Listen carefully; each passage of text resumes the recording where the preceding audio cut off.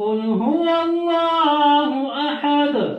الله الصمد لم يلد ولم يولد ولم يكن له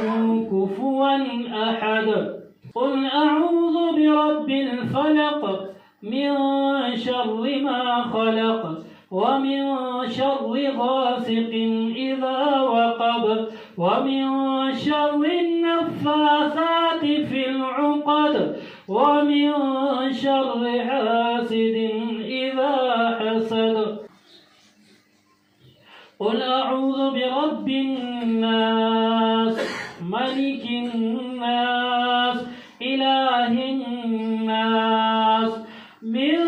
شر الوسواس الخناس الذي يوسوس في صدور الناس من الجنة والناس